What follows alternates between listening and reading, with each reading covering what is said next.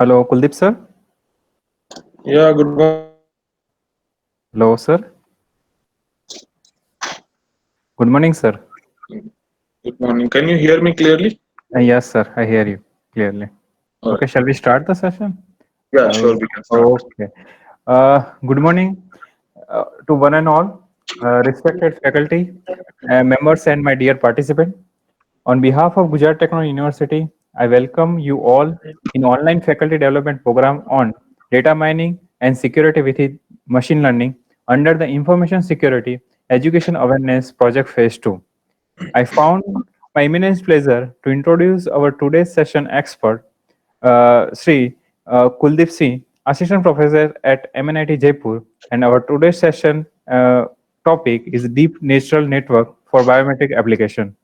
Kuldeep Singh has received his PhD degree in the computer vision from the Delhi Technology University and master degree in the signal processing from the Netaji Subhash Institute of Technology, New Delhi. He has worked as a postdoctorate fellow at the University of the Alberta, Canada, where he was involved in the development of the deep learning based functional prototype for agriculture application. Before joining the MNIT, he has worked at Central Research Laboratory of Bharat Electronics Limited, Ghaziabad, as a scientist from January 2007 to March 2019, and he has worked on the various projects for national importance. He has been awarded R&D Excellence Award at Bharat Electronics Limited in 2009 and 2011. He has reviewed for various IEEE, Elsewhere, Springer, and Journal. Now, without wasting much of time, I would like to welcome our today's session expert, Mr. Dr. Kuldeep Singh. It is requested all other participants, if you have any question, then write into chat box and mute your audio. Thank you once again to all the participants. Now, uh, uh, Kuldeep sir, now over to you. Okay. Thank you, Dr. Margam. Thank you for the nice introduction. So, without wasting time, let's straight away head to the presentation. I'll share my screen.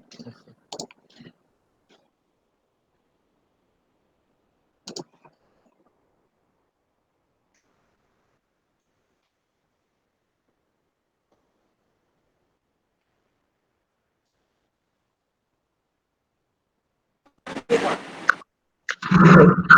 So, it is visible to all.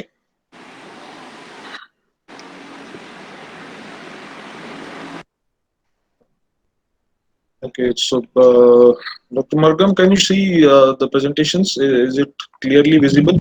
No, sir, I'm not visible. Uh, Already, I have already shared it. You can't see it. no, no, sir, it is not visible. Let me do it again then.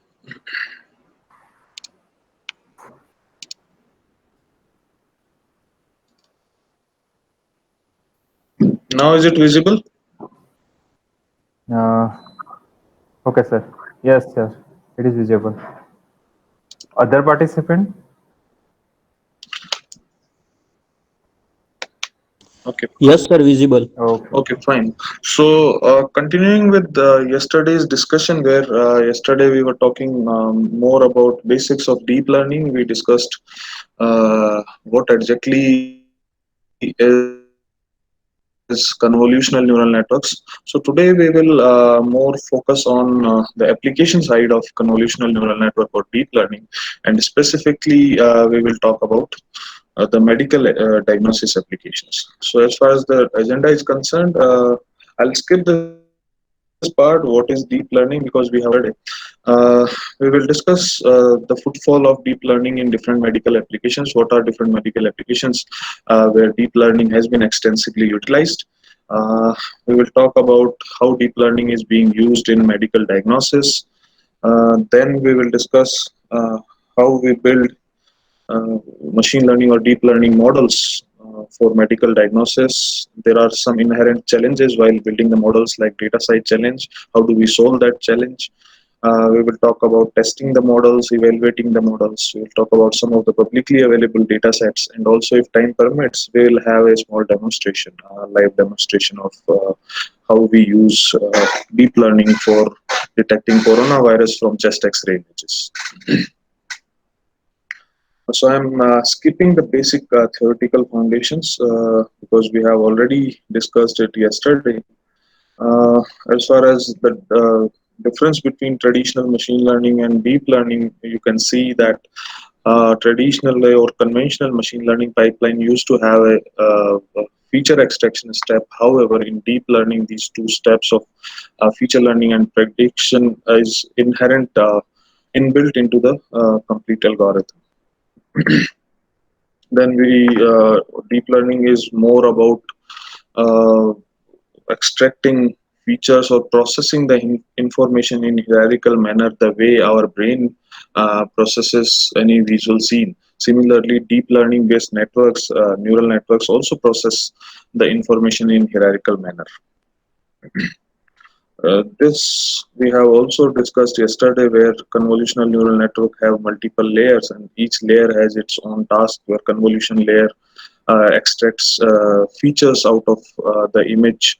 Rectified linear unit is the non-linear layer, which brings non-linearity into the system. Then pooling layer is involved in dimensionality reduction, and finally, in last, we have fully connected layer and softmax layer for classification. As you can see, as the information is processed in a hierarchical manner, and the information, meaningful patterns are being built by combining the inputs coming from previous layers. So as the input image passes through a series of or a hierarchy of different layers, in the last it computes meaningful patterns out of it. So as far as deep learning's presence in medical domain, it has presence in each and every aspect of medical diagnosis, and it has been extensively utilized in different medical diagnosis areas, whether it is cancer, whether it is other diseases, MRI segmentation. So it has applications in drug discovery. Then deep learning based techniques are being implemented on cloud to improve cancer diagnostics. Yesterday, I also discussed about how deep learning based models can help you in detecting signs of COVID-19 from chest X-ray images. Today, also, we'll take an example and we'll see a demonstration how uh, COVID-19 is being detected from the chest X-rays. Then Google is a major player which has implemented AI and deep learning in the field of medical imaging. As you can see here, Google uses artificial intelligence to detect breast cancer from screening the mammograms. Also, it has applications in different eye diseases. So, in summary, deep learning has falls in each and every domains of medical diagnosis. Other use cases are like there is a company called Analytic, which is a startup, US-based startup. They have recently introduced a device, and it has surpassed the combined abilities of a group of expert radiologists at detecting lung cancer nodules in CT images, computed tomography images, and it achieves 50% higher detection rate in testing conditions. In some of the cases, the deep learning based algorithms has surpassed uh, the accuracy which is being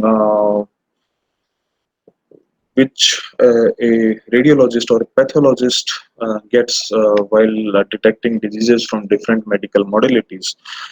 Like Google's lymph node assistant, they call it Lina, detects metastasized breast cancer from pathology images with 99% success rate compared to human doctors who scored as low as 38%.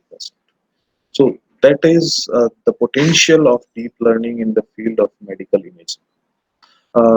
There is another use case like AI docs, AI for radiology image analysis. It's being extensively utilized for more than 100 hospitals worldwide, and it is helping the radiologists to treat over millions of patients. So the list is not complete here. It has multiple applications. Uh, you can go through recent research papers. You can see that deep learning has been extensively have major presence in different domains of medical applications. So let's take a test case how COVID-19 can be detected with the help of any machine learning or deep learning model. So basically, a chest X-ray will be provided to the model or the algorithm, and it should give you an output in terms of whether this chest X-ray belongs to normal category, or it belongs to pneumonia category, or it has symptoms of COVID-19. So that's the total framework where we just input a chest X-ray to the system, and system has implemented the models and algorithms, and finally the system should give us the output in terms of what kind of symptoms this chest X-ray have. Another example where diabetic retinopathy, the diabetic patients have a tendency of uh, diabetes have major effect on vision basically, and it can sometimes lead to vision loss. So this type of disease, we call it diabetic retinopathy, and it can damage the blood vessels of the retina. So that's why the diabetes patients are regularly being advised to have a regular eye checkup. So in diabetic retinopathy, the input is basically the retinal fundus image, your image of the retina, and it is being fed to the model or the algorithm, and finally the model should give you an output like whether it belongs to a normal or the retina is damaged. Another area where deep learning has been extensively utilized in is in MRI segmentation, whether it is brain MRI or other MRIs. You must be aware where how much data is being processed whenever you are processing a MRI. So whenever we are computing or taking an brain MRI, there are multiple slices, horizontal or vertical slices, and a large volume of data is being captured. So these algorithms are capable of analyzing those complete slices and the large volume of data. Now, what exactly is being done using MRI segmentation? There are multiple applications to it. One is like our brain has different type of volumes or matters inside it, and based on the volume or based on the size or area which is being occupied by this matters like gray matter or white matter, different type of diseases are being diagnosed. They work as they are being treated as markers for different diseases. So automatic segmentation of brain MRI images helps you in better diagnosis of a brain for different type of diseases like Alzheimer or other diseases like ALS. As you can see here, deep learning based algorithms can efficiently uh, segment different types of volumes present in your brain. Another example where histopathology images are being used for breast cancer detection. Histopathology images are basically your microscopic images of blood smear, and based on the tissues, information of the tissues, whether they have grown tremendously, cancer is being detected. So there can be two categories, whether it is benign or malignant, and the model or algorithm will help you in detecting whether these are cancerous cells or these are non-cancerous cells. The applications are not limited to what I discussed. There are other applications like prediction of medical events, like prediction of seizure with the help of EEG signals. So, epileptic seizure can be detected with by diagnosing or by analyzing the EEG signals captured from a patient. Drug discovery, I have already talked about discovering new antibiotics, then analysis of electronic health records, automatic medical report generation. So just by inputting a chest X-ray, if the deep learning algorithm can provide you a complete detailed report which doctor can refer, usually these reports are generated manually by the radiologist. So if deep learning can be handy in generating these reports automatically, so the task of a radiologist becomes easy, and it gives you a complete information in a summary, where it is not necessary that it works only on one type of modalities. It can work on multiple modalities. Researchers have applied it on EEG signals, chest X-rays, MRI reports. So that is also an important application. Alzheimer disease detection, cyst segmentation, pharmacogenomics. So this is a study of how genomic variation affects a patient's response to a particular medication. That is also helpful in deciding what kind of medication can be given to a particular patient. And the list is endless. Let's take more. Let's discuss more about how deep learning algorithms can help you in detecting COVID-19 from chest X-ray images. Suppose we have some samples of COVID-19 patients, chest X-ray samples of COVID-19 patients, and some samples of normal patients. So now, if these X-rays are being shown to a expert radiologist, and being told to him that these particular examples belong to COVID-19, they have symptoms of COVID-19, and uh, these belongs to a normal patient. So the radiologist will learn from these examples, and whenever a new chest X-ray is provided to him or her, they will be able to identify or detect which category this new chest X-ray belongs to, what kind of symptoms it has, whether it has COVID symptoms or it's a normal chest X-ray. In the similar fashion, our deep learning models also works. What happens is we provide training examples to these models, and then these models learn from these examples. They extract some meaningful patterns out of these given examples. We will give examples of COVID chest X-rays as well as normal chest X-rays. So they will be able to extract some kind of meaningful information where two types of chest X-ray can be distinguished between. They can establish the difference between those two types of chest X-rays. So in the similar fashion, the way radiologists learn from the examples, the models, deep learning models and algorithms also learn from the examples. We call it training. So that is basically building the model. How do we build the model? We basically provide thousands of chest X-ray images to the model. The model can be your deep learning model, it can be neural network, we can call it convolutional neural network, or any traditional machine learning model. So basically, we provide thousands of chest X-ray images along with labels. Labels means what category this chest X-ray belongs to. Whether it is a COVID, this chest X-ray belongs to COVID-19 category, or it belongs to a normal category, or it belongs to a pneumonia category. So we can have, based on the application, we can have multiple classes. We can train a model of multiple classes. Suppose in this case particular, we are having only two classes, whether this X-ray is normal or it's a COVID-19. We can have further categorization where we can introduce one more class belonging to pneumonia category. So basically, these algorithms models learn from examples, and we call it building the models. How do we build the models? So basically, we present training examples to the model, and these algorithms or models basically gives you a prediction probability.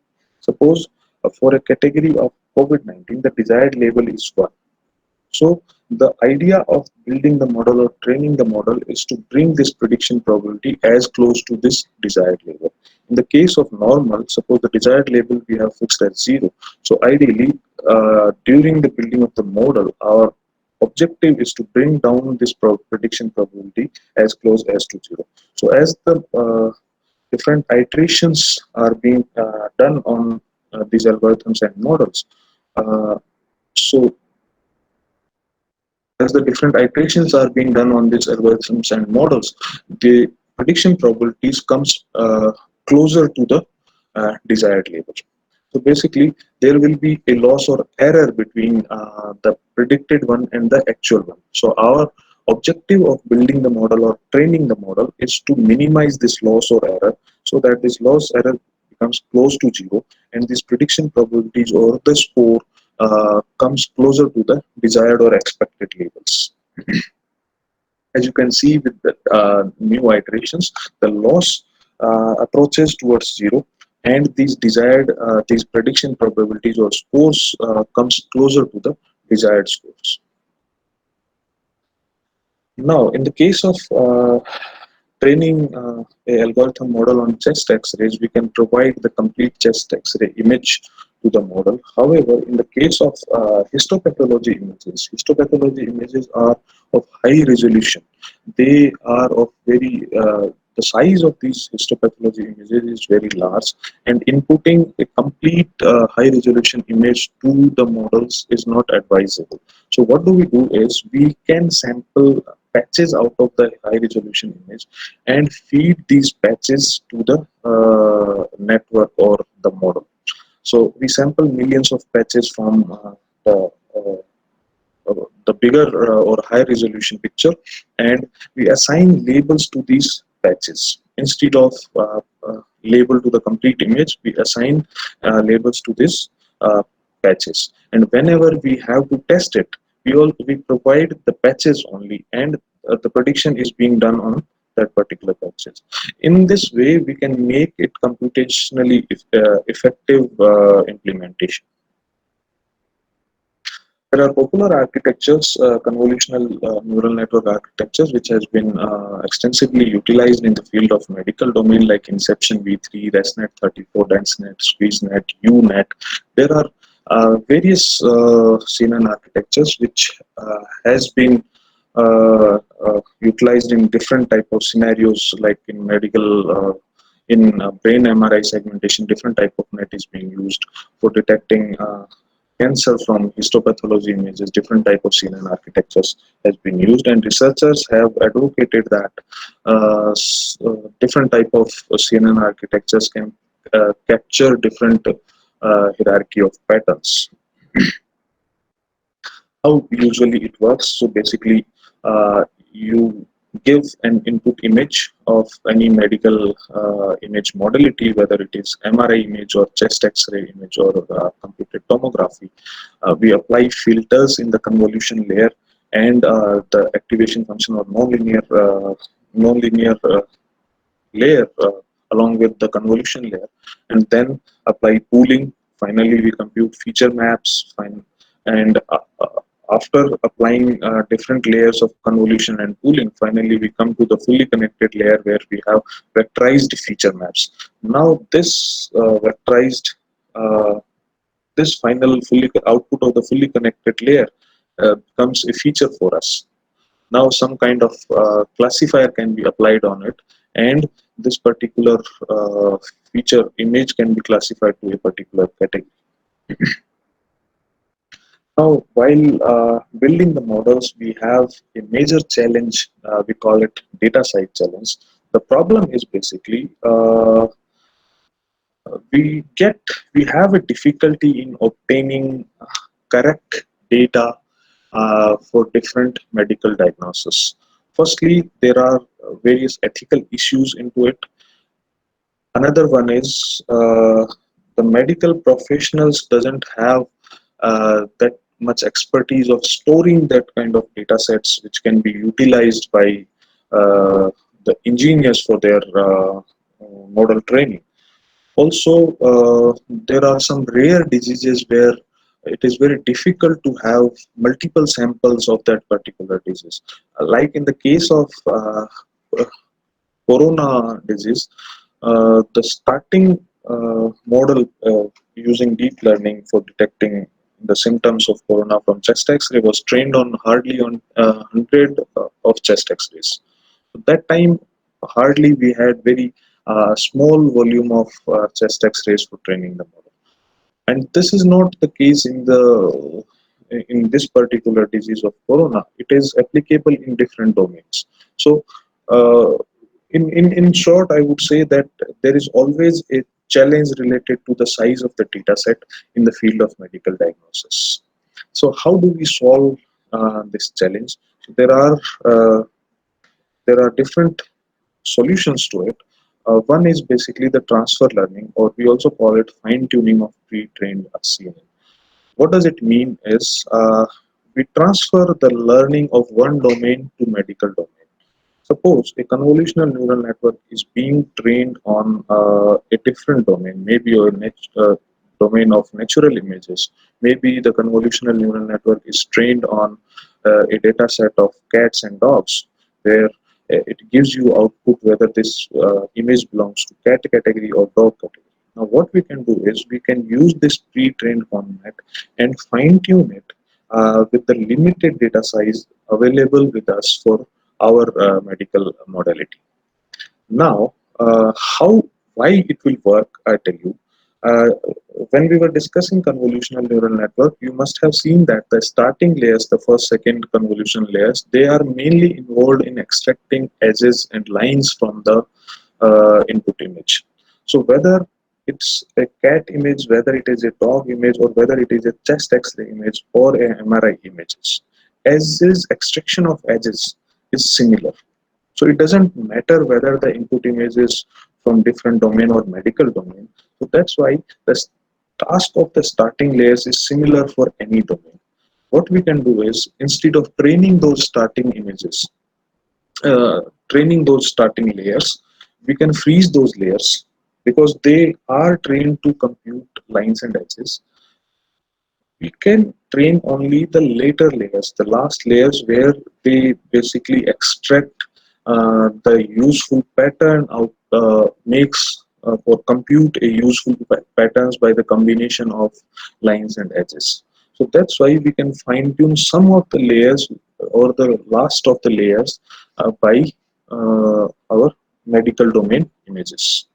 So that is the concept of transfer learning or fine tuning of brain trained scenes. Now the fine trained conmat can uh, can give you the results in terms of medical classes. Another option of solving this challenge is data augmentation, where we can create new images from the existing images by applying some kind of transformations, like we can apply rotation on it, we can change the contrast, we can zoom the image, we can flip the image, translate the image, or we can have a combination of different transformation techniques. So in this way, from one image, we can compute three, four more images and increase the size of the data size. And why do we want a larger data size? As I told you, these deep neural networks are data hungry models. So we need large volume of data set to train these algorithms. Next, once we have built our model, next task is to test the performance of the model. So basically, whenever we compute a data set, we create a data set, we divide this data set into three parts. One is training data set, another one is validation data set, and the third one is testing data set. So training data set is basically for development of the model or for building the model. We are training that model for particular task. Validation is basically for tuning of the parameters, whether whatever training we have done is valid or not. So that has to be checked using this validation data set. Sometimes these two data sets are mixed together, uh, and a validation data set is also part of the training data set. Then we have testing. So once our model is being built, we can have a performance evaluation of the model, whether they are the model trained model is behaving properly or giving accurate results on any unknown data set, unknown data, which was not part of the training. So as I told you, sometimes what we do is we mix the training and validation data set and apply cross validation. That means we divide these two data set into small parts, and with the rotation we provide these small parts sometimes as a part of training and sometimes as a part of validation. In this way, we can build a model. We can build a robust model. So we call this term as cross validation. In testing the model, we have two major challenges. One challenge is patient data overlap. Another one is how do we annotate the data set? How do we assign labels to the ground truth? So the firstly, the patient data overlap involves uh, suppose a data from a particular patient is part of training data set and it is also part of testing the data set. So in this scenario, there will be over optimistic performance by the model. So what happens actually is the model which we are training, they are capable of memorizing some unique information to which belongs to a particular patient. In this case here, suppose the patient which came in suppose a patient gave a chest x-ray in January. At that time he or she was wearing a necklace, and at a later time in another month, suppose the patient came for another chest x-ray and she was also wearing the same necklace at that time. So now suppose the chest x-ray given in January is part of training. So whenever we are building a model or training a model, this algorithm or the model will memorize that necklace as feature of maybe normal patient or maybe COVID-19 patient. And now if we provide a chest x-ray of that particular patient having a necklace as a part of testing, if we test this chest x-ray based on this necklace, it may give you a erroneous result. So that is the problem of patient data overlap. And how do we solve it? We should ensure that to have data from same patient in one set, either in test, validation, or training. It should not be part of different data sets. There should not be any overlap of patients in different sets. Another way of doing it is assign patient ID. Usually in other type of domains like differentiating between cats and dogs, we just assign image ID. So in medical domain, we also assign a patient ID.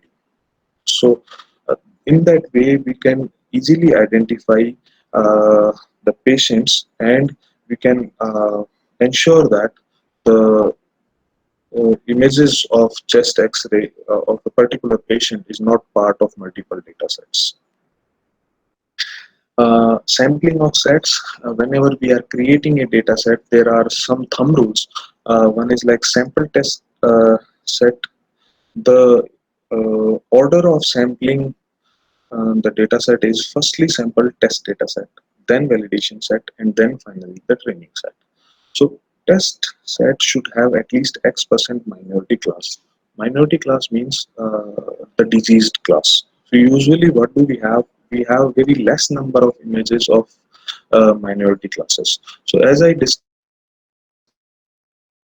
earlier, you have options to solve the data size challenge. So ideally, we should have a test set in which we have 50-50 ratio of a minority class and a majority class. Validation set should also have same distribution of the classes that of the test set. And the remaining images can be part of the training data set. It can be biased as well. Another issue with ground truth annotation, another issue in testing the models is ground truth annotation. Given an histopathology image, specifically in the case of histopathology images, we have difference of opinions by the pathologist or doctors. So some might say that this histopathology image belongs to benign category. Some might say malignant category.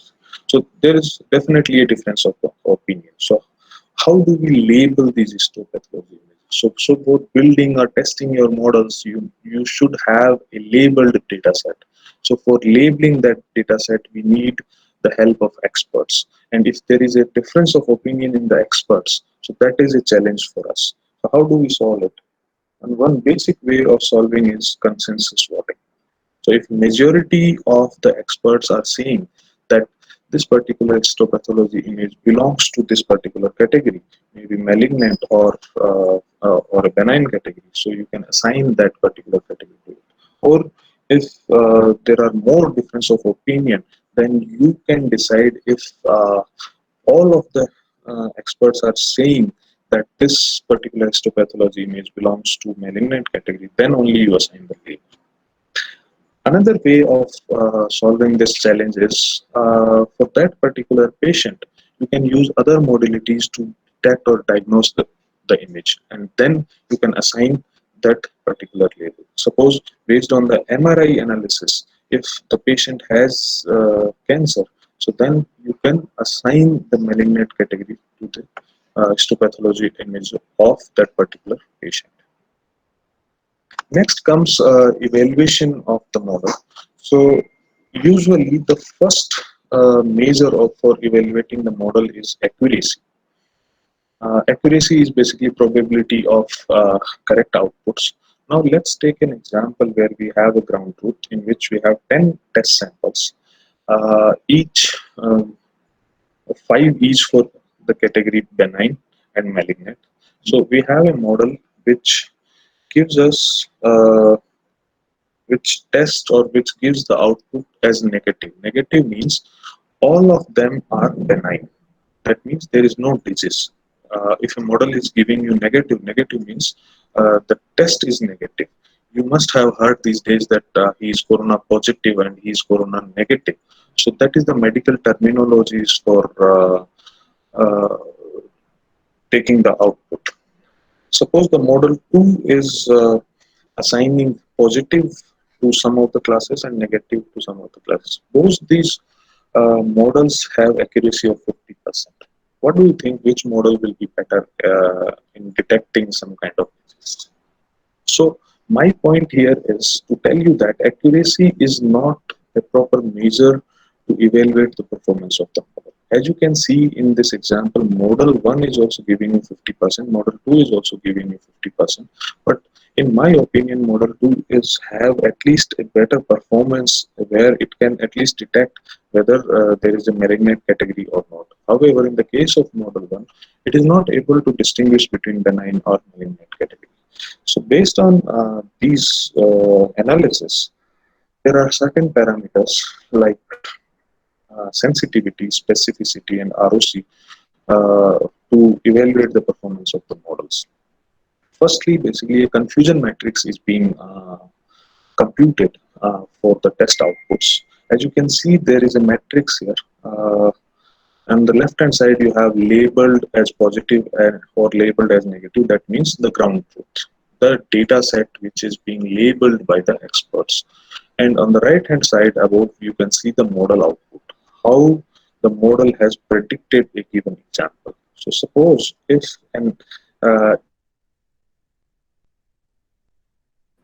a medical image is labeled as positive and it is also predicted as positive by the model, that means that category belongs to true positive. And if a image is labeled as negative and it is also predicted as negative, that means it is true negative. So for better performance of any model, these values of true positive and true negative must be very high. However, the other two cases like false negative and false positive should be as low as possible. Based on these four parameters, true positive, false positive, true negative, and false negative, we calculate certain parameters like sensitivity. So sensitivity is the basically ratio of all correctly detected items uh, to all items that should be detected. That means whatever the positive items, or suppose let's take an example where we are detecting corona from the chest x-ray. So whatever the positive items is COVID-19. So that kind of parameter is sensitivity. Next parameter is specificity. So if the patient is normal, then specificity is the probability that the model predicts negative. So this is more related to the lower row in this confusion matrix.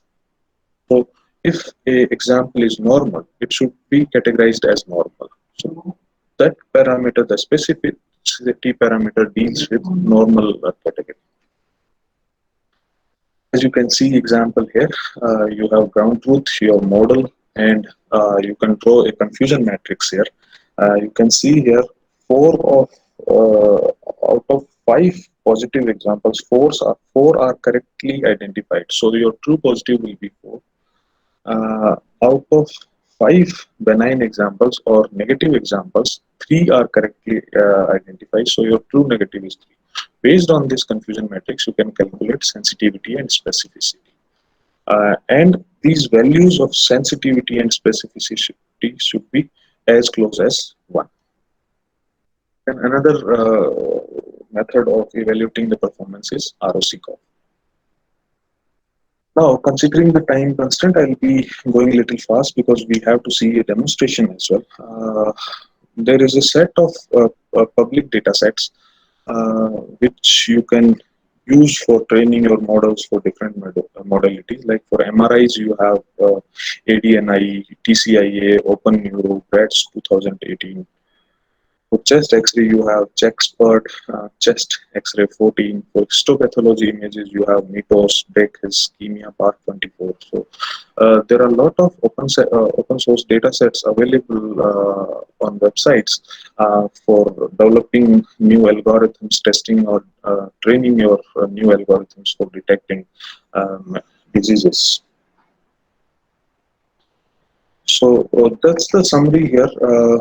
We talked about building the models. We talked about what exactly is the data size challenge and how do we solve with the help of transfer learning or fine tuning. Then testing of models. We discussed the problem of patient overlap. We discussed ground truth annotation and how do we solve the challenge of ground truth annotation. Evaluation of models. We talked about accuracy is not the perfect measure to evaluate the models. So we discussed about sensitivity, specificity, and ROC. So that's all about the presentation. Now I'll show you a small demonstration. Let me share. My new screen to you. So I'll be. We have developed a model on publicly available chest X-ray dataset for detecting coronavirus. So the model is already trained. I have saved it somewhere. I'll be using Google Colab platform for testing that model. So let me share the browser.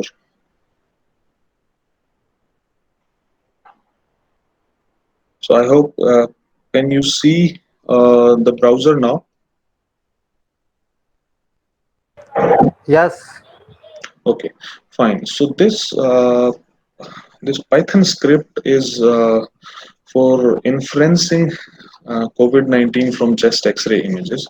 I'll tell you step by step what exactly we have done.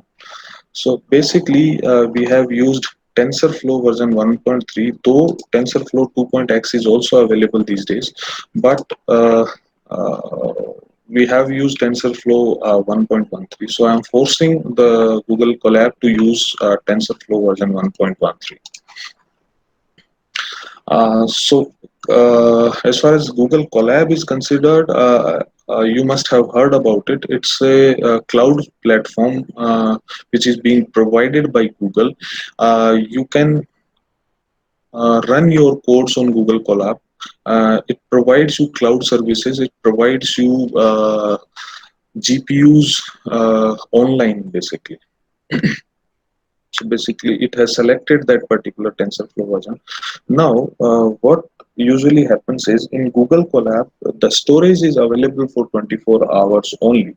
So, what is suggested is you mount your drive, your Google Drive to the Colab so that whatever data has been computed is saved in your drive and that can be used in later point of time. So what I'm doing is I'm basically mounting that drive here from Google Colab Drive. I'm mounting drive. It will require some kind of authorization. So I'll authorize it to use my drive. I'm pasting the authorization code which they have sent to me.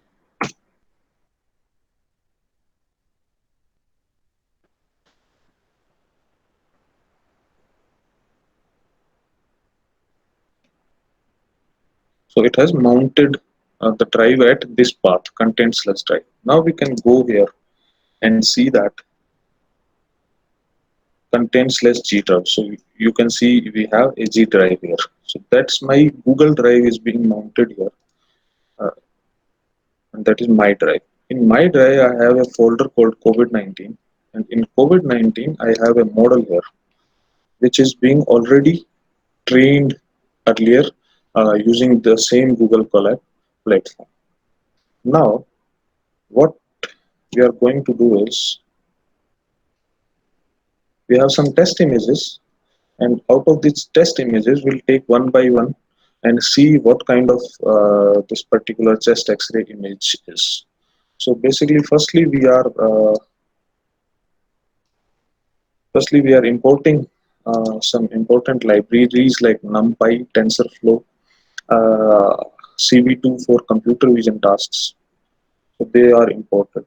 Next, I have saved that trained model at this particular path.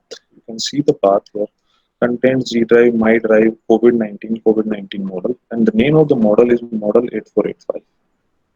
So that is the model is being saved at a drive which I can import from there.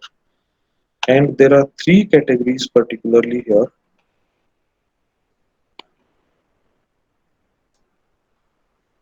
The category normal, pneumonia, and COVID-19.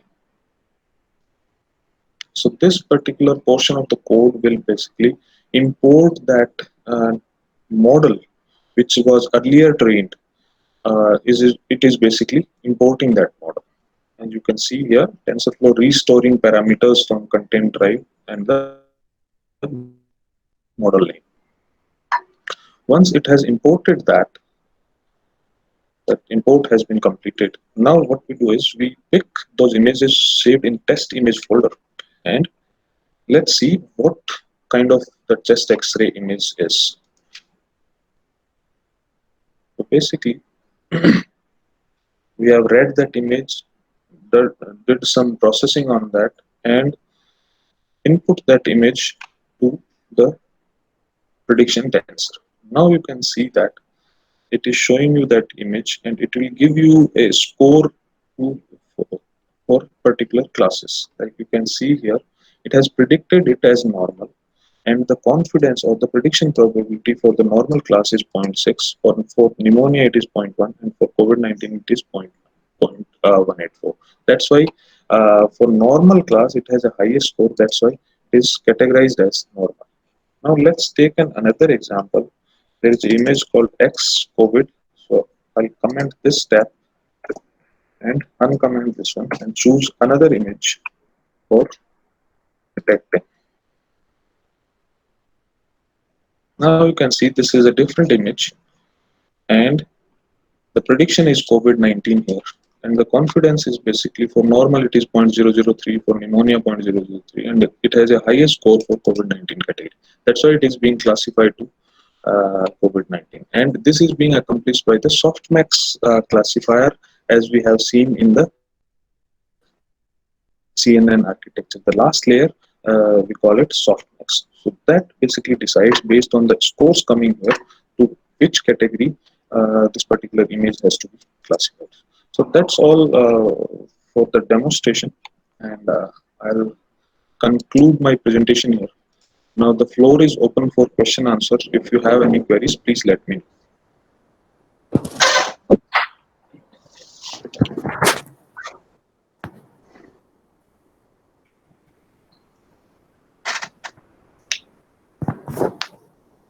Hello. Any participant have any हाँ sir बताइए. question, then you can write in the chat box, or you can ask to the directly can ask. Anyone have any question?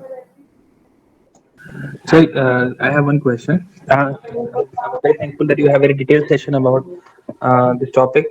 Can you sir just elaborate more about the ROC? I mean, we have seen the sensitivity, we have seen the specificity as well. So what is this So ROC bit? basically, okay, let me share that screen again for you. I just skipped that part because ROC is a very common parameter. Let me share that presentation again, and I'll explain ROC to you.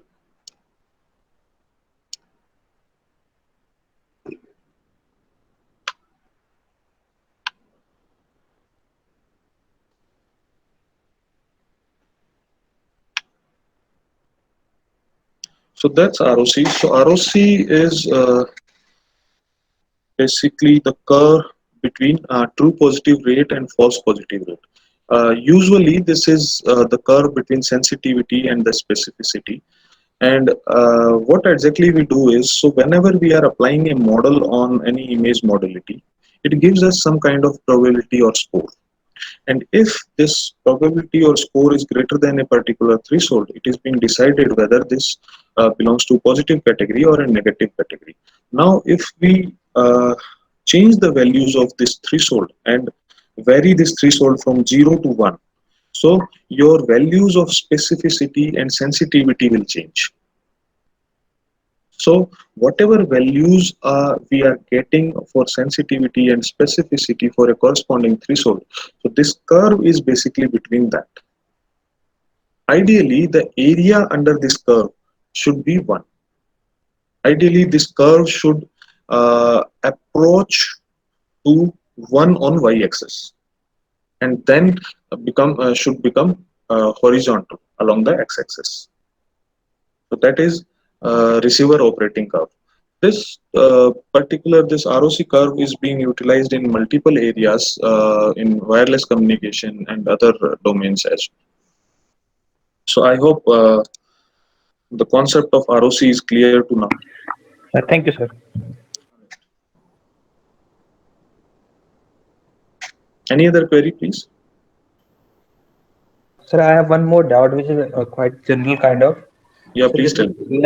like in this scenario, we are talking about the medical image diagnosis. Mhm. Uh, so in your case, that you have put all your data on a Google, cloud, and from that you are accessing your model.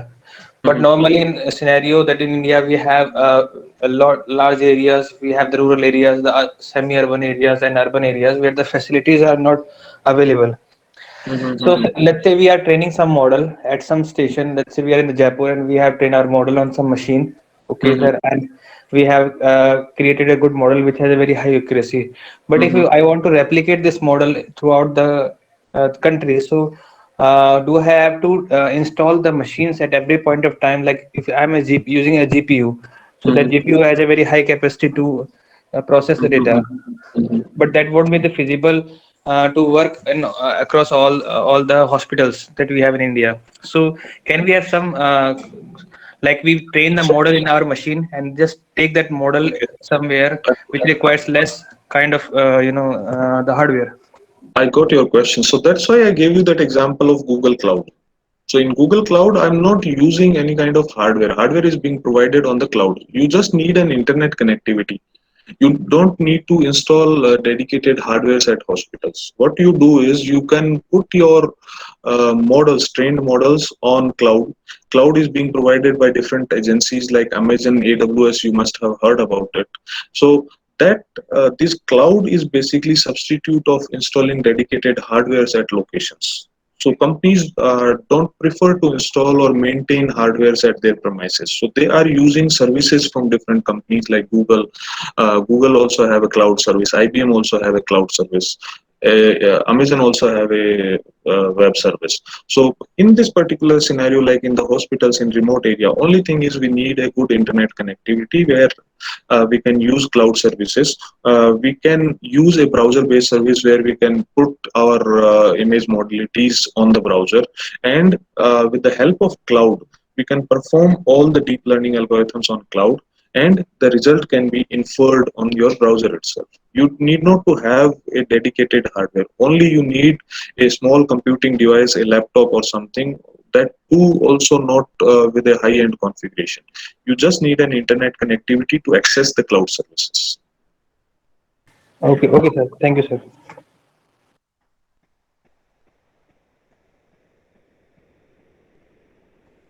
Any other query, please?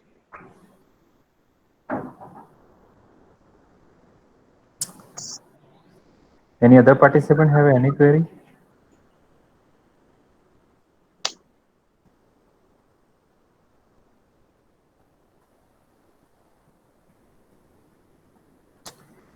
Okay. Uh, Thank you, sir. Thank you, Kuldeep sir, for nicely discuss your thought regarding the neural networks and its application in the biomedical. Okay, and I would like also thanks to all the participants for your Once again, thank you for your active participation. Thank you very much to all. Thank you. Now we are going to start our the next session. Uh, I think Siddharth Pancholi sir is joining the session. Hello, sir. Yes, sir, I have. Yes, sir. Okay, okay.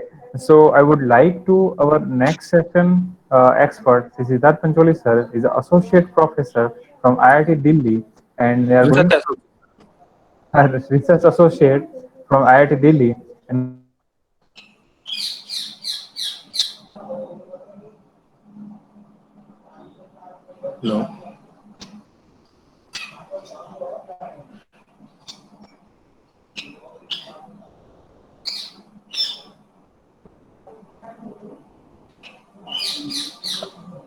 Sir, I'm not able to hear you. I don't know what happened.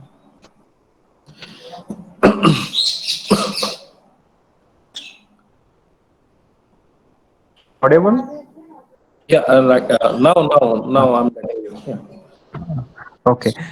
So he is a leading brain-computer interface group under the joint project of the DRDO and Indian Institute of Technology, Delhi. His research area of the working is including the biomedical signal processing, machine learning, deep learning, human-machine interface. He has five last 5 years he was working with the healthcare project. Now I would like to welcome our session expert, Shri Siddharth Panchali sir. Hello, sir. Hello, sir. Now Thank you it is so much over to for you. the wonderful introduction. And let me share you my screen.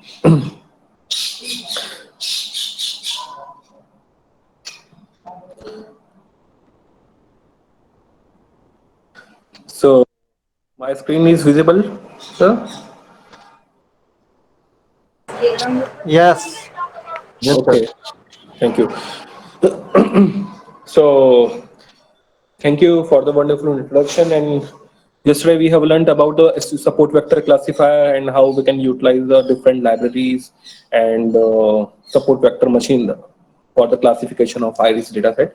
And today, first we will see that the parameters of C, how we can classify the very like nonlinearity classes that included nonlinearity uh, with the using of support vector machine. So we will also visualize and we will do some feature engineering for this. So I'll go with the code itself so that we can easily understand the things. So so we know about how to import the libraries, different libraries. So I have discussed you about how to import the pandas libraries, numpy libraries, and matplotlib, and want to utilize the plotting functionality of matplotlib library. Then just use the matplotlib.py and as PLT. Then for if you want to use some already existed data sets, so in the sklearn library, then we just need to write here from sklearn import data sets. So we will have a accessibility of these all the data sets available in the sklearn library. So I'll run this here. So there is no error, means all the libraries have been imported now. Now, now I'll load the data set here again. Here in the variable explorer, we can see here the iris dataset has been imported, and we can read about this dataset, iris dataset, in the description. So here you can see that it has three kind of category. This classes iris setosa, iris vesicolor, iris virginica. These three kind of category existing in this data set. And the four types of parameters. First one is sepal length in centimeter. Second one is sepal width in centimeter. Then petal length and petal width. These four parameters, like features, we can say, and for the three classes. Okay, and there's a you can read the description also from the description. So just need to click here and go to the description, and you can read the description here. And suppose you want to use data or features available in this data set. This here you need to write here iris dot data, and like I want to utilize only two features. So I will write here all the rows, then comma, full column means all the rows, then comma, then again full column two up to two. So I'll have a two features only of this data available in this data set. So here you can see 4, 0, 1, 2, 3, but I want to use only 0 and 1 for this application. So I'll just run this. So here you can see in the x variable, you have only two parameters, which first one is targets or features name, sepal length and sepal width. So I will classify my data with only two features, sepal length and sepal width. Okay. And I'll also use targets for classification. So I'm storing my targets in of classification. Like we have three categories, like these categories we are seeing as the targets. So we have here see the targets name, Setosa, vesicolor and virginica. So I'm giving 0 to Setosa, 1 to vesicolor and 2 to virginica. Here you can see we have 0, 1, 2 targets. So all the targets have been stored in the y parameter, y variable. I'll run this. So it has already imported here. Now I will pass this data set from I will convert this data set with the help of data frame. So I'll have a data frame that is I'm calling it behave. So here you can see all the data have been converted using data frame. And yesterday we learned about how to utilize the support vector classifier. We can see here just from sklearn library sklearn. Just we need to use svm, then support vector, import a support vector classifier here. And there are different kernels like linear and polynomial and radial basis or Gaussian kernel. We can utilize different kernels of this support vector classifier. And the parameter c equals to 1 is the inherent parameter of support vector classifier, and we will vary this, and will see this how our hyperplane is varying according to c and gamma parameter. And okay, so and here I'm assigning the different colors with the help of this code.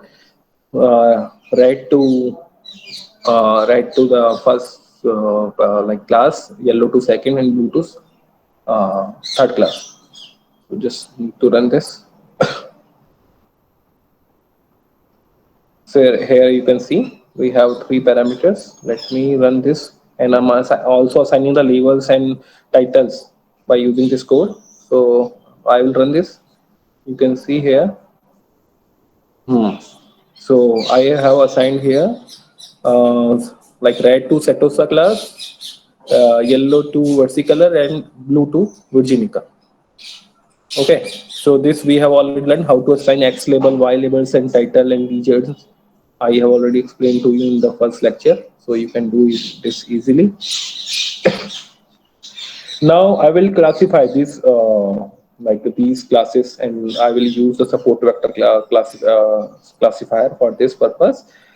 So what I will do, I can call the support vector classifier by using this code. Then I want to utilize the linear kernel of this support vector classifier. Then I'll write here kernel equals to linear, and the parameter c I'm saying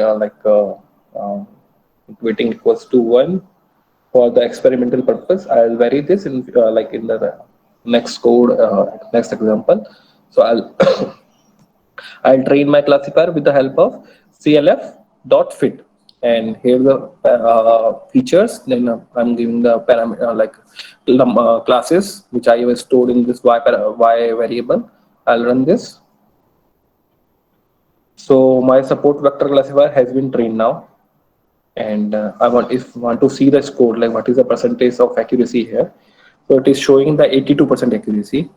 You can see here 82% accuracy here with the help of linear kernel. So we can just do some, like, we can visualize this through this data set, why it is giving 82% accuracy, not 100% accuracy. Here you can see the Setosa class is not overlapping with these classes, but the versicolor and Virginica class overlap to each other. If I draw is like linear line here, cannot classify, right? It will not classify these two classes, and we will see this through visualization also.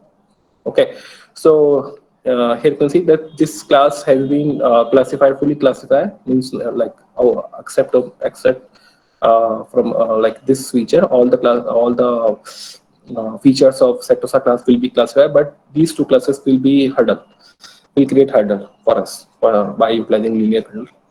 Okay, so we'll see this.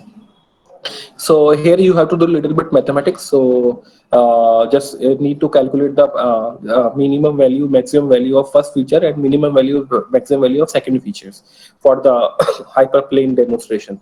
So I have calculated here minimum value of first features and minimum value of second features. So I'm storing minimum maximum value of first features into x min and x max, and I'm storing a minimum maximum value of second feature of into y minimum and y maximum. So, and I will create a mesh grid and I'll run this. Let's see what will happen here. So it is created the hyperplane. So we saw that we have utilized only linear kernel here. So you can see here the linear hyperplane of generated of SVN support vector classifier. So if I run this from here to here, you can see the how it is classifying of our features. So here you can see support vector classifier of linear kernel. So here you can see that this class is fully classified from, and these two classes are overlap. So the linear kernel is not appropriately classifying these features. So what we will do? So we have the much more like many kernels of support vector classifier. So we will utilize other kernels of support vector classifier, and we'll see that what is happening with the changing the parameters of C and gamma and support vector kernel. So now now what we will do? We will do same. We will opt same methodology. Like we will utilize only two features because we want to visualize our data in like 2D plane. So we will utilize two features here. Same what I have explained above. And instead of support, like instead of we have utilized here linear kernel, but now what we will utilize here the polymer kernel and polymer kernel, and I'll assign C equals to 1 and degree equals to 4. So I'll use the degree 4 for this classification. We'll see the what is the behavior of hyperplane. Okay, this is the same methodology I have explained to you about, but I only the kernel and the parameters of the kernel has been changed here. So I'll run this and we'll see what is happening.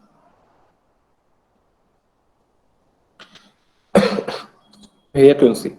So now our kernel has a like capability of degree 4, x to the power 4. So here you can see we got some good classification than linear kernel. It has a capability of like it can take curve along with the power of x to the power 4, and it is now we have some misclassification here again, but it is like much more accurate than linear support vector classifier. So here you can see. So we can check also score here. Let me check the score. Yeah. So it is showing 80% accuracy. We saw in the first it was showing the 82% accuracy, but here it is showing 80% accuracy. Means it's not working. Like here, the polymer kernel is not working here. So linear kernel was much more accurate. Yeah. So what we will choose, instead of choosing the polymer kernel, we will go for the linear kernel for this particular example. Again, for the like I want to do one more experiment here. So what I did here, instead of like polymer kernel, I will utilize here radial basis kernel and gamma equals to 100. So I will see the what is the behavior of hyperplane of support vector classifier. So all the like I have explained to you, but just I have changed here the type of kernel, C parameter and gamma. So I'll run this and we'll see what is the behavior of hyperplane with the help of oh yeah, here you can see. So here you can see like the one outlier is also classified in the same category like which it belongs to correctly, and it has like much more accuracy than the all the previously like considered kernels. So but the problem is this: we are able to classify all the like non-linear features available in our data set, but the computation complexity is very high. If you if you use this for large data set, this kind of technique, then your model will take maybe much more time, like maybe 1 hour, 2 hours. It depends on the data set. But if you utilize linear kernel, then it will take less time. So when you want to classify, it will give you the correct classification accuracy, but the problem is that you like computation complexity will be high. So for the practical implementation of any algorithm, we have to consider the accuracy as well as the computation complexity, because we are doing here experiment, and in future we want to deploy this our model in some place for like general purpose also, or in any machine. So we have to consider both of the thing, like computation complexity and time complexity. So here you saw that how we can choose different kernels of support vector classifier and what is the behavior of these kernels. Okay. Now what we will, here is the example of classification. So we'll see one example, one very famous example. Like you can do practice on these examples, and I'm using the already like like there is no requirement of you like download data sets for machine learning from other sources. Just you can utilize the already available data sets. Here I'm using the iris data set and one more data set. This is the Boston data set, which is available also in scikit-learn library. So it is also available. So just we need to call this, and we can utilize, and we can learn more things, and we can do experiment.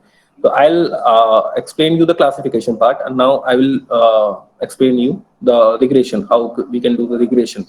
So we saw the regression of single feature set, which I have explained in the first class. But here we will have a multiple feature set, and we will see the problem. What is the problem here? So first, I will import all the libraries which are required for in our this case. So dataset, I have already explained you how you can utilize the dataset from scikit-learn library dot dataset import dot Boston. So I'll utilize Boston dataset here.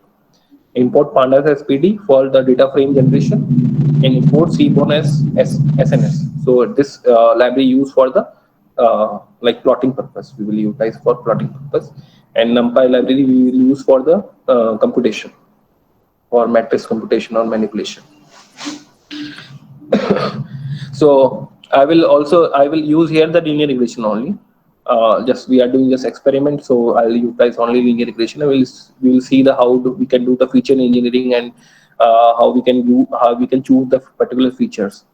And I want to use I want to train my models and test my model. So I will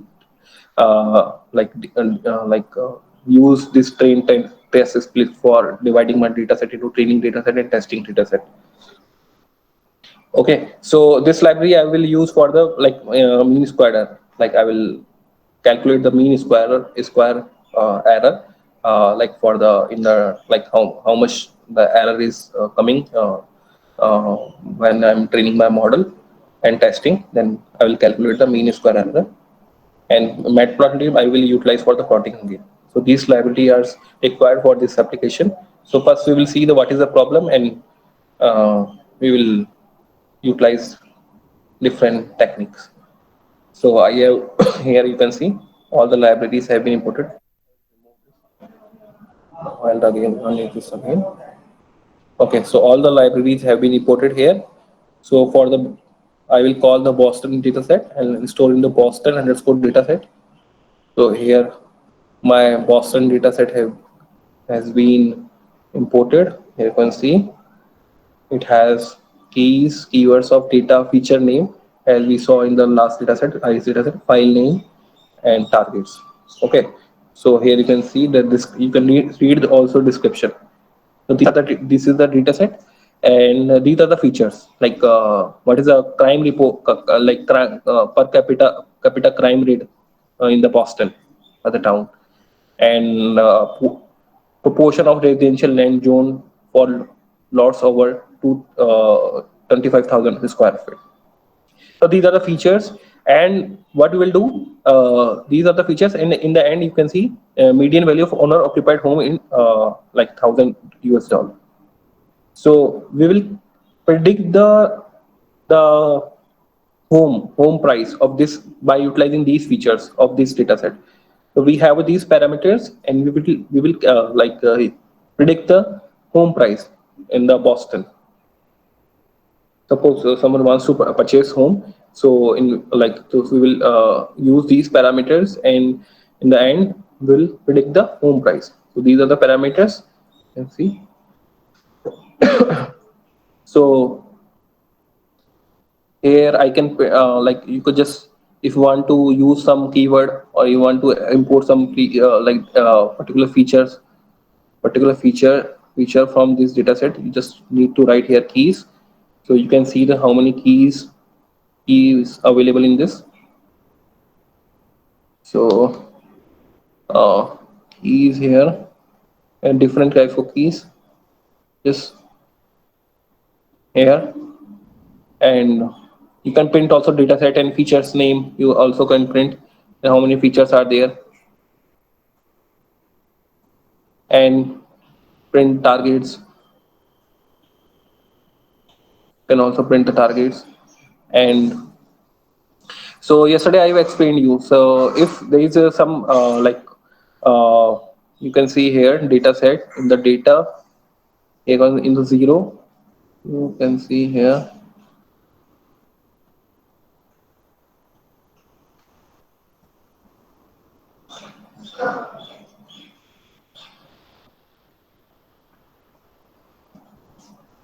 Or 0, 0, this one.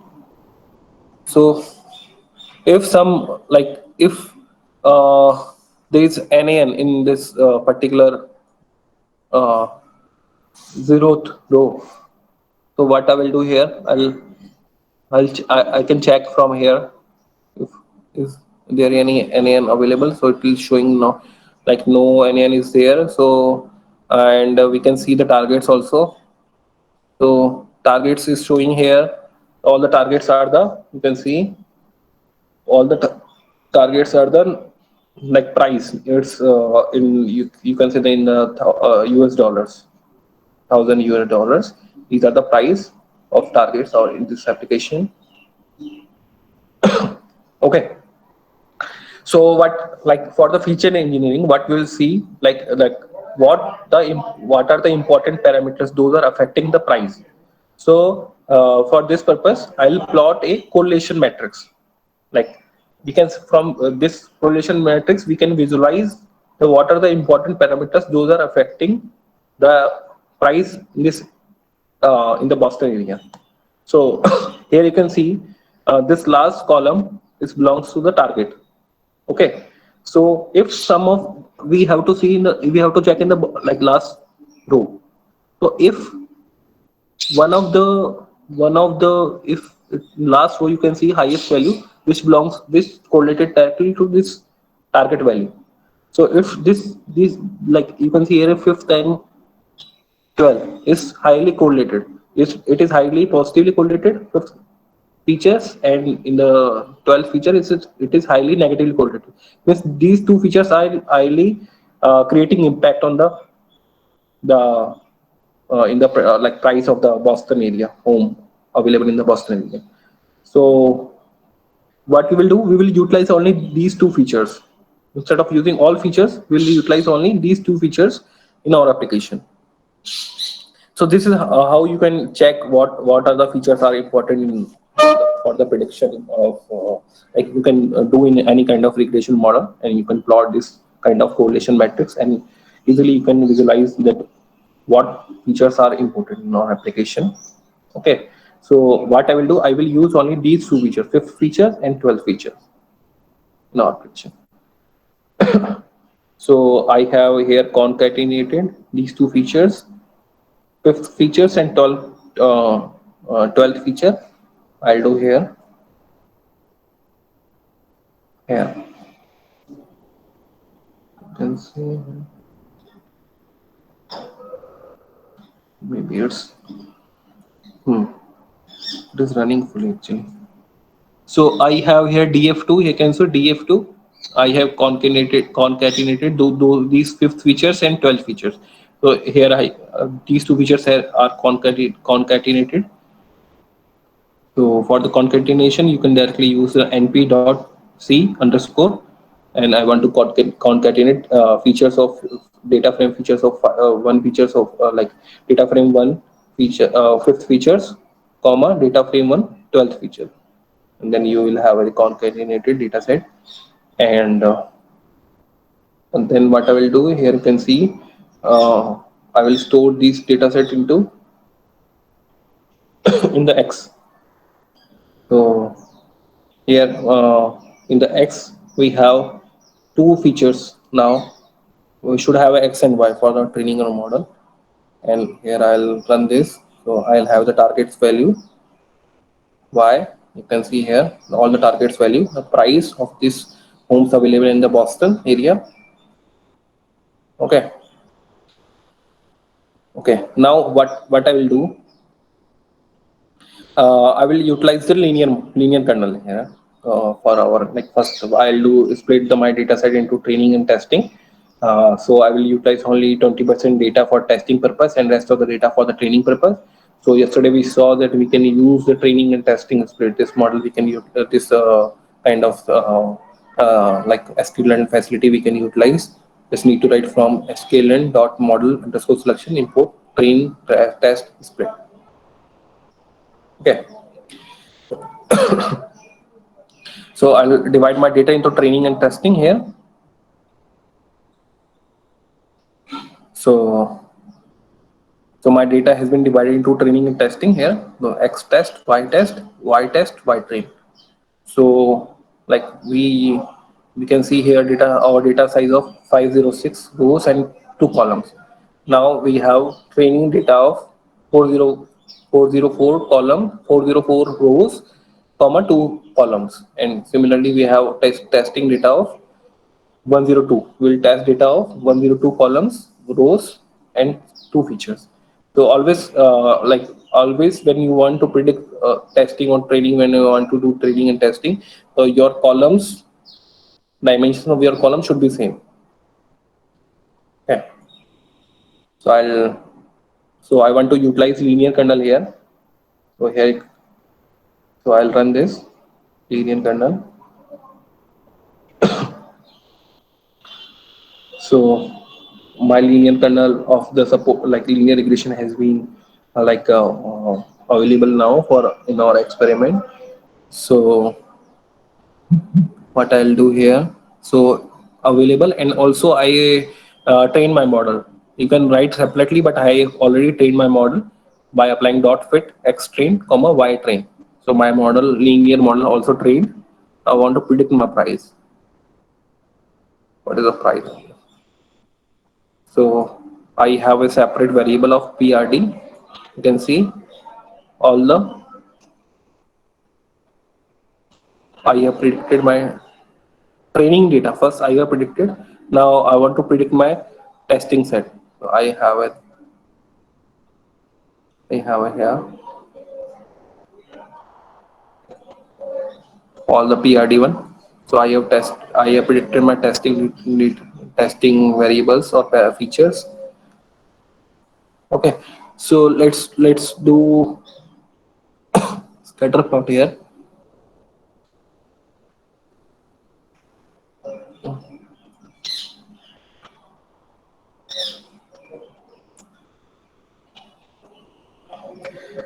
So here you can see, we do it from here, blue and input labels.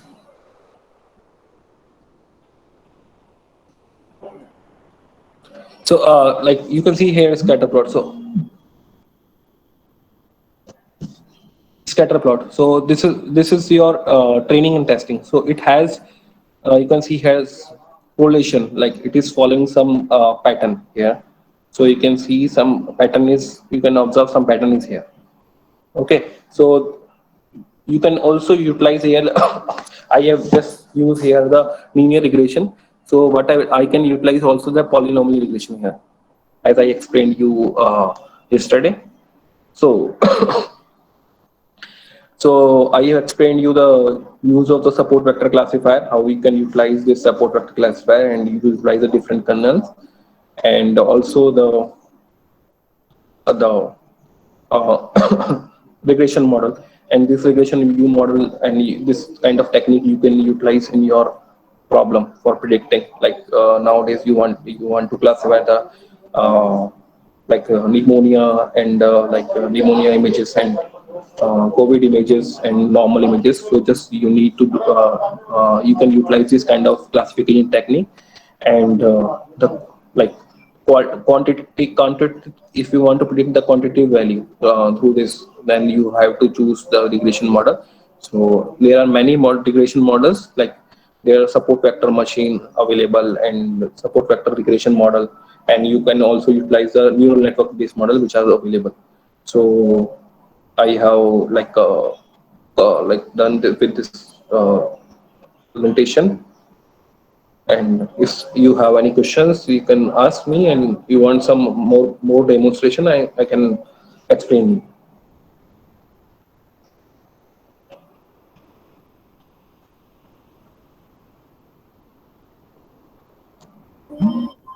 Hello. Any Hello. participant have any question? Please, write in the chat box or you can direct ask to the.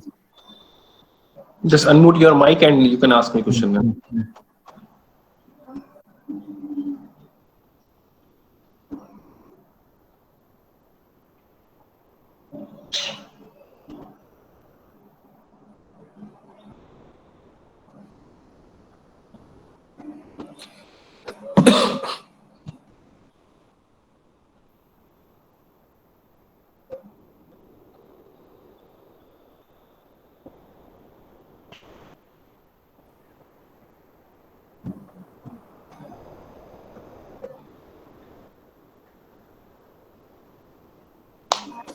Okay.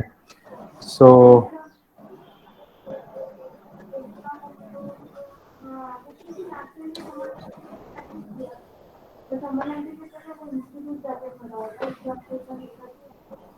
okay. So thank you to Mr.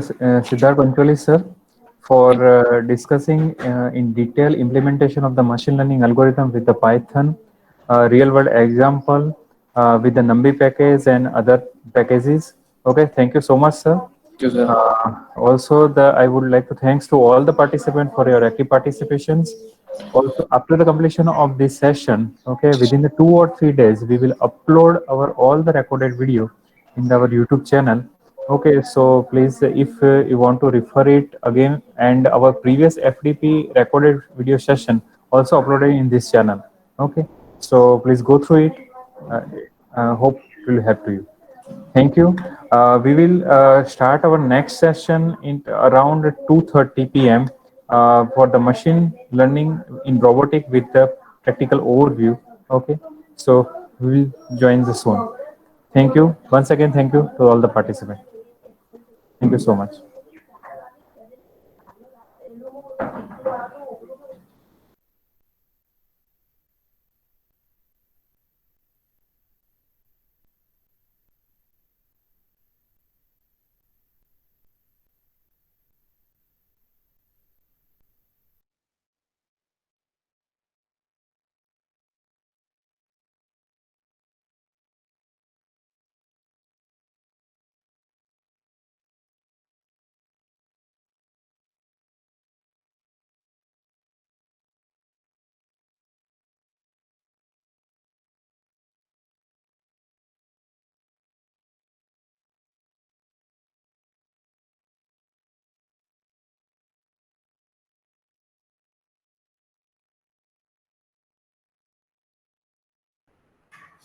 So worst fitness is minimum value of the fitness and the best weight is the maximum value.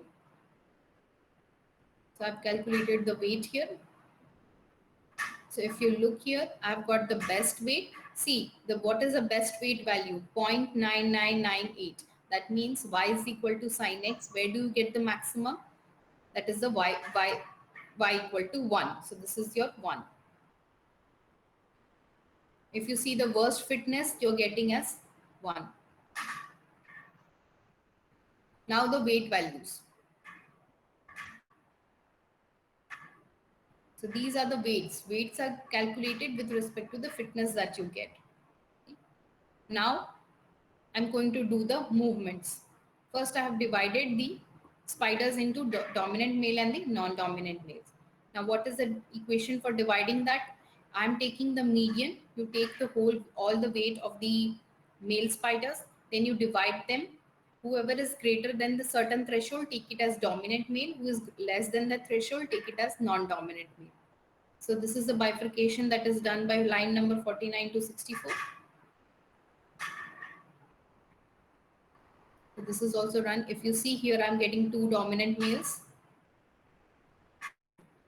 their weights, and here is 1 dominant male.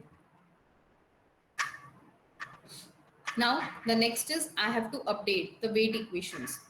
Sorry, update the positions. So first, let us update the position of the females. So how is the position of the females updated? So this is how the code is written. This is the whole code just to show you that how the positions are updated. The position update equations is the same as I showed you in the PPT. This is the equation. If it is less than PF, then take the first equation. If it is greater than PF, take the next equation. What is your equation? The original position plus the vibration taken from the best person in your area. Then you take the information from the local best, global best, and the random factor. So this is your random factor that is added. So this whole, after calculation of every possible thing from the females, the female position is updated. Okay. Similarly, your non-dominated males are updated. Your males are updated. Non-dominated males, everything is updated. So next is, let us update the dominant males. Now, what was the dominant male equation? In your dominant male equation, we had to take the information from the females. So if you look at the line number 17, you will find here the positions are updated. Then you take the information from the females. SF stands for the females. And then you have the random factor. Okay. So everything which is taken in the PPT, same coding has been taken. So you can refer it for yourself also. If you have any doubt, you can contact. Now the next is non-dominated male. What was the equation for the non-dominated male? We have to take the aggregation. So if you here look at the non-dominated male with the aggregation, what is the aggregation? The weighted mean. So here the whole weighted mean of the population is calculated, and on basis of that you get your new positions. Okay. Then after till now what we have done, we have taken the random samples, we calculated its fitness, we gave the we divided the spider population of the males, then we updated the position. Now what is the next thing? I have to find the fitness again. Why? Because we have changed everything. Initial solutions are now changed. Change in with respect to what? We have updated them. So if you have changed the values, then obviously their fitness is going to change. So again, I'm going to calculate the fitness. So this is again the new fitness value that has come. So if you look at the first fitness value, this is your first fitness value, and this is the fitness value after the updation. So the first and the second. See, you can see the changes. Okay. I'll show you the graphs that will come after the population, after the fitness is done. Now it is your, as I asked you, tournament selection. So you have to find the best people. So for that best people, we do the tournament selection. How do we do the tournament selection? We sort them on basis of the fitness that you have calculated. If their fitness is greater than the initial value, then retain the new population, otherwise retain the old population. So this is how you get the next population. Then you do your mating process. Okay. After everything is done, the mating process also, you find the fitness value, and you always store up your last fitness, the fitness of the best one.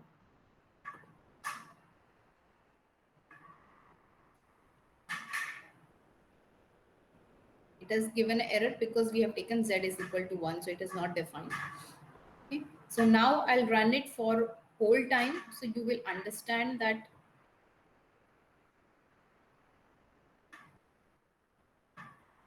how it is differing.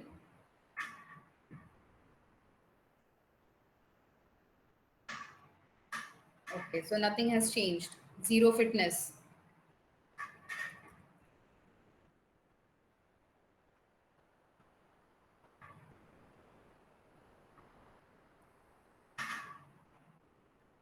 See, it has changed. Okay, so what has happened? You start. This is what is showing on the x-axis. Your number of iterations, and this is your fitness value. So if you look here, that with 50 population, that means with 50 spider, out of which how much is your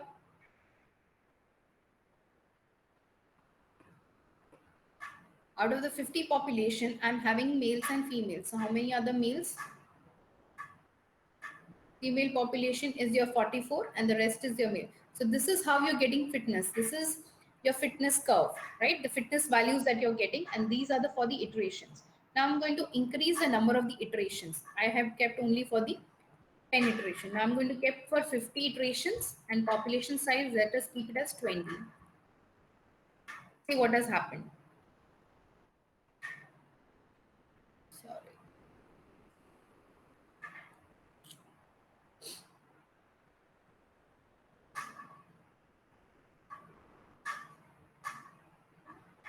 Okay, so what has happened? I've taken 50 iteration, that is on x-axis, and you're having fitness on the y-axis. So if you look here, that it started with getting fitness about here this point, and then it has moved and taken the value of 1. Why it has taken the value of 1? Because we are looking for y is equal to sin x and the maximization problem. If it was minimization problem, then it could have gone downward. That also we can try.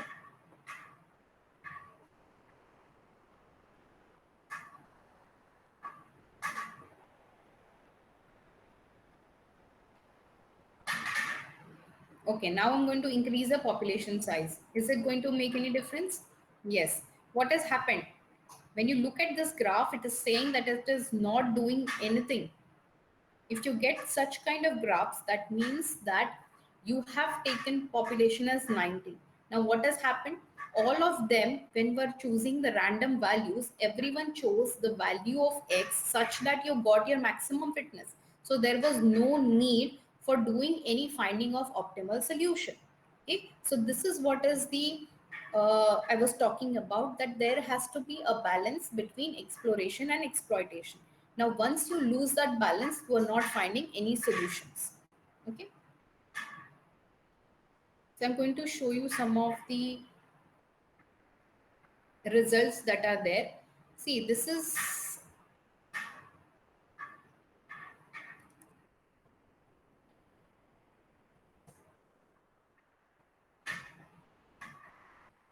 okay. So this is one figure. Okay. So you are having two figures.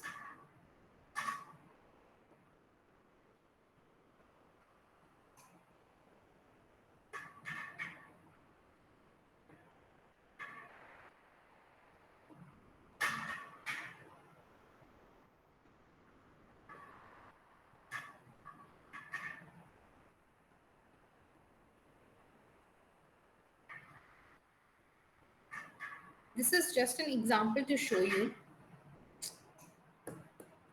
Okay, this is just an example to show you. Now you have been going through a lot of regression and all that. You are now familiar with the Irish data set. This is also an Irish data set only. It is just showing you in the 3 dimensionality. Here it is their petal width, here it is your petal length and sepal width. So if you look at here, these are your first cluster, second cluster and third cluster. Now this clustering, normally you have seen doing clustering with your clustering algorithms like k-means, db-scan and etc. This clustering is done with help of social spider algorithm. So you can apply these algorithms for any kind of applications that you're looking forward. Okay.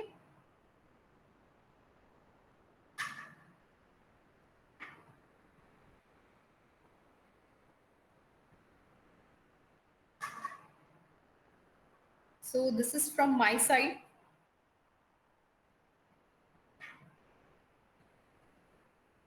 Yeah, if anyone is having any question, kindly write it down in the chat box.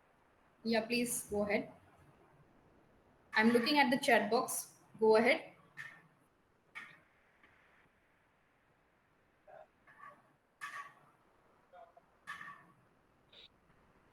So I think that everyone has understood everything.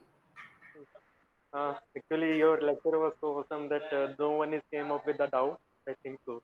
Yeah, it's okay. It's okay. Nothing. Uh, so thank you so much, ma'am, Oh, for sparing your valuable quality time on our platform. okay. We really appreciate your efforts for making the presentation No, it's okay. for our participants. Thank you so much, all the participants, for joining today's session. Thank you. Okay, Thank you so much, sir. Signing okay, off on okay. behalf of GTU, Graduate School of Engineering Technology. Thank Thank you. you.